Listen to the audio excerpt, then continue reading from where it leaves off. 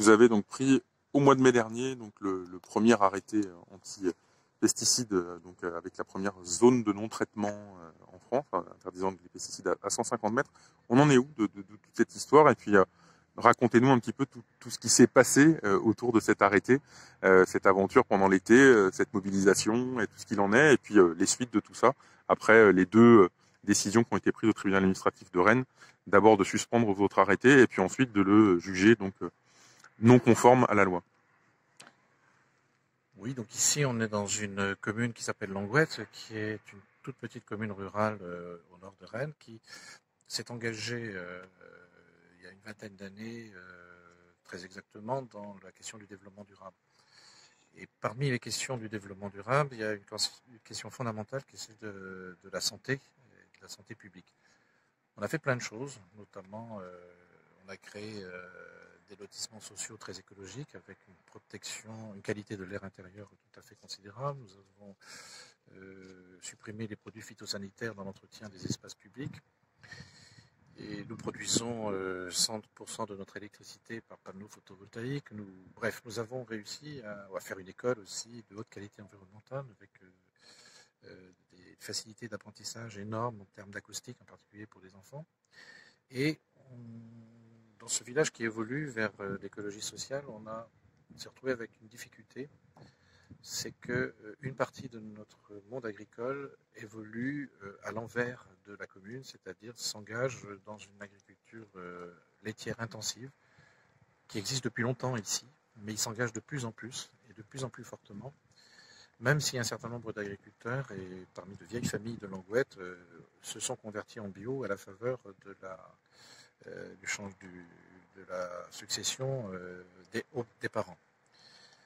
Et donc, ça posait au village un problème de santé publique, puisque les gens se sont aperçus, notamment en faisant mesurer dans leurs urines les taux de glyphosate, des taux 30 fois supérieurs parfois à la norme. Et donc, il s'est retrouvé un problème. Ils sont venus me voir, monsieur le maire, écoutez, nous respirons des glyphosates, nous respirons des pesticides de synthèse, malgré nous n'en voulons plus. Est-ce que vous pouvez faire quelque chose? Et j'ai vu les agriculteurs de leur côté qui disent, nous on ne peut rien faire de notre côté, on ne peut pas arrêter nos pesticides, nous avons investi, nous avons pris des engagements avec nos coopératives, nous avons beaucoup de vaches dorénavant à nourrir, voilà. Donc je me suis retrouvé devant une difficulté à la fois de gestion politique et de choix qui pour moi était déterminant, c'est-à-dire priorité à la santé publique. Et à ce moment-là, j'ai pris un arrêté créant une distance d'éloignement des pesticides de synthèse de 150 mètres de toute parcelle cadastrée contenant une habitation ou un local professionnel. Donc ça avait pour avantage, un double avantage de mon point de vue. Le premier qui était d'éloigner des habitations des pesticides de synthèse suffisamment pour être moins respiré au moment de l'épandage. Et de l'autre part, 150 mètres, c'est important. Ça permettait d'impacter l'agriculture et de leur dire, écoutez, est-ce que vous pouvez essayer, dans ce périmètre, de faire une agriculture sans chimie? Nous aurions pu, si vous voulez, en rester là et essayer, face à cette conjoncture que j'avais créée en tant que maire, essayer de voir comment, à la fois les agriculteurs pouvaient respecter cet arrêté du maire, et d'autre part comment les riverains pouvaient apprécier à leur juste valeur les efforts faits pour les agriculteurs pour se passer, en l'occurrence, des pesticides de synthèse. Mais les choses ne se sont pas passées du tout comme ça. Le syndicat majoritaire FNSEA s'est emparé du sujet, a débarqué très vite auprès de Madame la préfète, qui elle-même très vite s'est crue obligée de me demander de suspendre mon arrêté. Et devant mon refus de suspendre mon arrêté pour des raisons de santé publique et aussi d'ordre public, elle a convoqué le tribunal administratif qui a annulé l'arrêté que j'ai prononcé. Justement, on a eu donc cette suspension au mois d'octobre dernier. Aujourd'hui, le combat est loin d'être terminé. On sait que vous faites aussi partie du mouvement des coquelicots, que la commune a été une des premières à signer se manifestent. Le but du jeu, c'est de sortir des pesticides à terme. C'est pas une chose qui est simple. Comment on a fait ça? On a eu tout ce travail un petit peu d'éducation populaire durant l'été avec ces questions-là. Comment aller plus loin maintenant, puisque on va peut-être attendre quelques petites choses de la part du gouvernement, même si on n'y croit pas beaucoup, mais qu'est-ce que vous attendez justement de tout ça? Alors c'est vrai que l'arrêté que j'ai pris, qui était au départ un arrêté fait pour Languette, hein, qui avait vocation à s'appliquer à Languette évidemment, puisque c'est un arrêté d'un maire d'une commune, a eu un effet de formation citoyenne très importante, relayé bien sûr par Nous Voulons des Copicots, mais pas simplement, relayé aussi par toutes les ONG qui depuis des années et des années travaillent pour limiter, voire interdire l'usage des pesticides de synthèse, qui n'arrivaient pas à se faire entendre.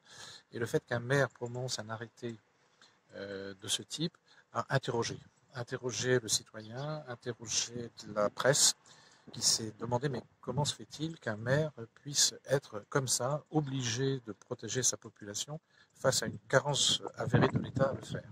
Un mouvement de questionnement, un mouvement citoyen, un mouvement d'interrogation. Et au fur et à mesure que les jours passaient, nous avons appris beaucoup de choses.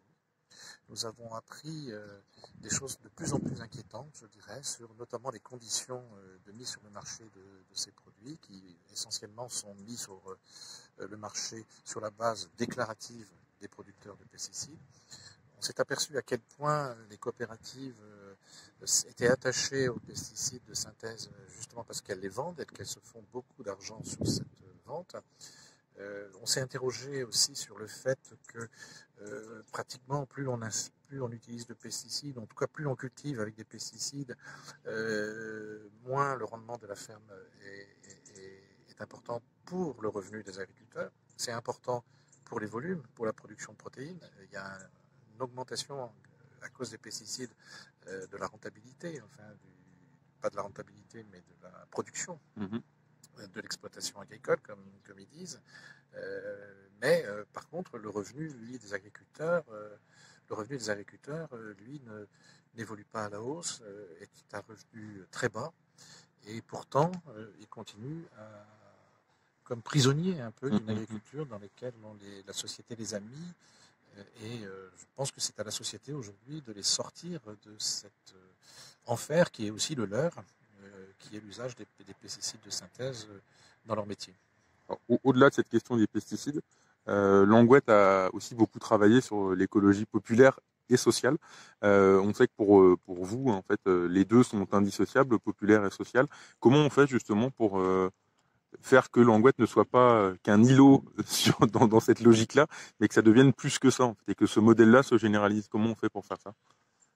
Oui, alors la notion d'écologie sociale est très importante, c'est-à-dire qu'il y a quelque chose qui, ici, nous agace beaucoup, c'est d'avoir toujours cette réponse qui nous dit oui, mais vous faites une cantine 100% bio, mais ça va être beaucoup plus cher. Oui, vous allez construire du logement social écologique, mais ça va être beaucoup plus cher.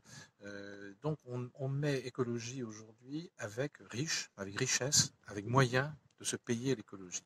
C'est totalement insupportable. Donc on a réussi à faire la démonstration par l'expérience beaucoup plus que par le discours, par l'expérience concrète, validée par nos chiffres, par les chiffres que tout le monde peut avoir auprès du percepteur, que notre écologie est sociale, c'est-à-dire qu'elle est populaire, elle est pour tous. Notre cantine, par exemple, qui est 100% bio aujourd'hui, figure parmi les 25 cantines, les 25% des cantines les moins chères du département. Et donc, nous avons construit du logement social très écologique avec des performances qui vont à peine 160 € par an de chauffage. Et ben, nous sommes rentrés dans le même prix que le logement social conventionnel.